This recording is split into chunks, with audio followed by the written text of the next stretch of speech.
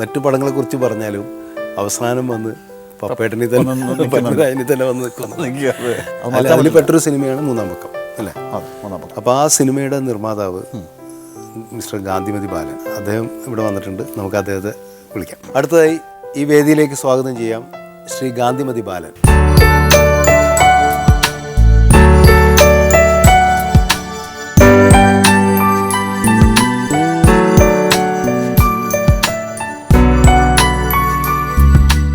ഞാൻ എപ്പോഴും ബാലനെ കാണുമ്പോഴൊക്കെ എനിക്ക് തോന്നുന്ന ഏറ്റവും വലിയൊരു ബഹുമാനമുണ്ട്. നമ്മൾ ഇപ്പോൾ കുറേ കാലമായിട്ട് മലയാള സിനിമയിൽ നിർമ്മാതാക്കൾക്കൊന്നും വലിയൊരു പ്രാധാന്യം കാണാറില്ല, ഇല്ലേ? ആദ്യകാലത്ത് നിർമ്മാതാക്കൾ എന്ന് പറഞ്ഞ സംവിധായകരുടെ ഒപ്പം തന്നെ മേലോ നിൽക്കുന്ന ഒരു ഇതുണ്ടായിരുന്നു. ആ ഗണത്തിൽപ്പെടുത്താവുന്ന നിർമ്മാതാക്കളുടെ കൂട്ടത്തിൽ ഒരാളായിരുന്നു ഗാന്ധിമതി ബാലൻ. ഞങ്ങളൊക്കെ റെസ്പെക്റ്റ് ചെയ്യുന്നതിന് കാരണം ഒരുപാട് നല്ല സിനിമകൾ ചെയ്ത നിർമ്മാതാവ് എന്നുള്ള രീതിയിൽ കൂടിയാണ്. ഇന്നത്തെ നിർമ്മാതാക്കൾക്കുള്ളൊരു കുഴപ്പം ഏതെങ്കിലും ഒരു സിനിമ ചെയ്താൽ മതി എന്നുള്ളതാണ്. അന്നത്തെ നിർമ്മാതാക്കൾ നിങ്ങളെപ്പോലുള്ളവർക്ക് അങ്ങനെ ആയിരുന്നില്ല. എൻ്റെ സിനിമ എൻ്റെ ബാനറിൽ നല്ല സിനിമ തന്നെ വേണം. അതിന് പത്മരാജനെ പോലെ ഭരതനെ പോലെയുള്ള സംവിധായകർ എങ്ങനെയെങ്കിലും സിനിമ ചെയ്യണമെന്നല്ല അന്ന് ഇവരൊക്കെ.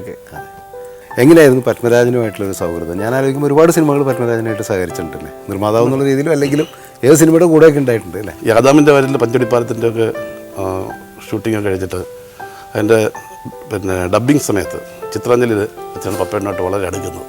അത് പപ്പേട്ടൻ വേറെ പപ്പേട്ടൻ്റെ പടത്തിൻ്റെ ഡബ്ബിങ്ങിന് വേണ്ടി അവിടെ വരികയും ഒക്കെ ചെയ്തിരുന്നു. അങ്ങനെയാണ് പപ്പേട്ടൻ പരിചയപ്പെടുന്നതും അടുക്കുന്നത്. പിന്നെ ആ അടുപ്പം വന്നിട്ട് പരസ്പര ബഹുമാനമായിട്ട് അത് മാറി. ശരിക്കും പറഞ്ഞാൽ ഒരു ഡയറക്ടർ പ്രൊഡ്യൂസർ ബന്ധമല്ലായിരുന്നു. ഒന്നിലൊരു ബ്രദറിനോ അതല്ലെങ്കിൽ അതിനപ്പുറം ഒരു വലിയൊരു ബന്ധം തന്നെ അതിന് പറയാം. അശോകനായിട്ട് ഉള്ള പടം മൂന്നാം പക്കമാണ് അല്ലേ? മൂന്നാം പക്കം അത് ലാസ്റ്റ്. പക്ഷേ തൂവാനത്തുപ്പികളൊക്കെ ഞങ്ങൾ ശരിക്കും പെട്ടെന്ന് ഞങ്ങളുടെ ഒരു ഏറ്റവും എൻജോയ് ചെയ്തെടുത്ത പടങ്ങളാണ് ഈ രണ്ട് പടം. ഭയങ്കര എൻജോയ് ചെയ്തു. എനിക്കൊന്ന് മൂന്നാം പക്കയുടെ കുറച്ചുകൂടെ എൻജോയ് ചെയ്തെന്ന് എനിക്ക് തോന്നുന്നു. അത് മൂന്നാം പക്കം. മൂന്നാം പക്കത്തിൻ്റെ കാര്യം പറഞ്ഞാൽ പടത്തിൽ 4 ഹീറോ ഉണ്ട്. ഈ 4 പേർക്കും അതുള്ള ലോട്ടിലെ ഏറ്റവും മുന്തിയ റൂം എന്ന് പറഞ്ഞാൽ പപ്പേട്ടന്, എനിക്ക്, അതിൻ്റെ ഇവർക്ക് 4 പേർക്കും 6 റൂം എന്നുള്ള കൺസെപ്റ്റ് വെച്ചുള്ളൂ. പക്ഷെ ഉപയോഗിക്കുന്ന 2 റൂമേ ഉള്ളൂ. ഇവർ 4 പേരും കൂടെ ഒരു റൂമിലാണ് കിടക്കും. ബാക്കി 3 റൂം കാലിയാണ്. പുട്ടി താക്കോല് ബാത്റൂമിൽ പോകാൻ മാത്രമേ പോകത്തുള്ളൂ. ബാക്കി ഞാനും പപ്പേട്ടനും ഒരു റൂമിൽ, എൻ്റെ റൂം അവിടെ കാലിയാണ്. അന്നത്തെ ബന്ധങ്ങൾ അതാണ്. പിന്നെ വേറെ പ്രത്യേകത ഇനി അല്ലാതെ പറഞ്ഞു കഴിഞ്ഞാൽ ഈ ഗാന്ധിമതി ഫിലിംസിൽ അഭിനയിച്ചു കഴിഞ്ഞാൽ അല്ലെങ്കിൽ വർക്ക് ചെയ്ത ഒരാൾക്ക് പിന്നെ ആഹാരക്കാര്യത്തിൽ യാതൊരു വിധ നല്ല ആഹാരം അത് ബാലിന് അതിൽ താല്പര്യമുള്ള ഞാൻ ഈ മൂന്നാം പക്കത്തിലൊക്കെ ആഹാരം മറക്കത്തില്ല. പിന്നെ മൂന്നാം പക്കത്തിൽ പറഞ്ഞാൽ അശോകനെ കുറിച്ച് അറിയുമ്പോൾ ഈ ആളീ കാണുന്നവരൊന്നുമല്ല, ഭയങ്കര കുസൃതിക്കാരനൊക്കെയാണ്. അന്ന് ഇവർ രണ്ടും കൂടെ പ്ലാൻ ചെയ്തു. അശോകൻ അത് ഞാനിപ്പോഴും ഓർക്കുന്നുണ്ട്. അശോകൻ്റെ ഒരു നിർബന്ധമായിരുന്നു പപ്പേൻ്റെ അടുക്ക് പറഞ്ഞു ഈ ജയറാമിനെ ഒന്ന് റാഗ് ചെയ്യണമെന്ന്. ജയറാമാണ് താരതമ്യേന ജൂനിയർ. പേടിച്ചുള്ള സമയമാണ് അവരെ കഴിഞ്ഞ് രണ്ടാമത്തെ പടത്തിൽ ജയറാമത്തിന് പേടിച്ചിരിക്കുക. അപ്പോൾ റഹ്മാനും പിന്നെ അശോകനും പിന്നെ അജയനുണ്ട് നമ്മുടെ ആദ്യമായിട്ട് ചെയ്യുന്ന പടമാണ്. ഇവർ 3 കൂടെ പപ്പേൻ്റെ പേര് നിവേദനം അവതരിപ്പിച്ച് പപ്പേൻ്റെ സ്വാതന്ത്ര്യം കൊടുത്ത് പുള്ളി അതിൻ്റെ കൂടെ പങ്കാളിയായിട്ട് അന്ന് ജയറാമിനെ ശരിക്കും വെള്ളം കുടിപ്പിച്ചു. അങ്ങനത്തെ സംഭവം ഉണ്ടായത് ഓർത്താ ഭയങ്കര രസമായിരുന്നു. അതിന് പറഞ്ഞില്ല, പറയാൻ പറ്റുന്നില്ല. നമ്മളിപ്പോൾ മൂന്നാം പക്കത്തിൻ്റെ കാര്യം പറഞ്ഞു വന്നപ്പോൾ തിലകചേട്ടൻ്റെ തന്നെ അഭിനയ ജീവിതത്തിലെ ഏറ്റവും പ്രധാനപ്പെട്ട ഒരു സിനിമയാണ്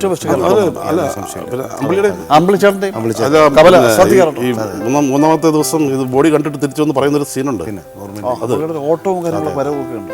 അപ്പോൾ നമുക്ക് തിലകചേട്ടൻ്റെ കാര്യം പറഞ്ഞപ്പോൾ തിലകചേട്ടൻ അശോകനെ കുറിച്ച് എന്താ പറഞ്ഞിട്ടുള്ളതെന്ന് നമുക്കൊന്ന് കേൾക്കാം. എൻ്റെ വളരെ വിരലെണ്ണാവുന്ന സുഹൃത്തുക്കളിൽ ഒരാളാണ് അശോകൻ. പ്രായത്തിന് വളരെ വ്യത്യാസമുണ്ട്. പക്ഷെ ഞങ്ങൾ ഒരു പ്രായക്കാരാണെന്നുള്ള രീതിയിലാണ് ഇടപെടുന്നത്. എന്തും തുറന്നു പറയും, എന്ത് രഹസ്യങ്ങളും, കുടുംബ രഹസ്യം വരെ.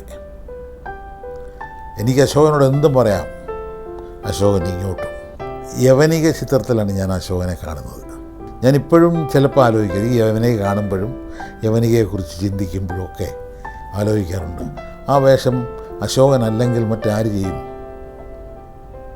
അശോകന് മാത്രമേ അത് ചെയ്യാൻ പറ്റൂ. എൻ്റെ കൂടെ അനേകം പടത്തിൽ അശോകൻ പങ്കെടുത്തിട്ടുണ്ട്. അതിലെല്ലാം അശോകൻ്റെ പെർഫോമൻസ് വളരെ നല്ലതായിരുന്നു. ഇപ്പോഴും അയാളുടെ പ്രായത്തിന് തക്ക മാറ്റം അയാൾക്ക് വന്നിട്ടുണ്ട്.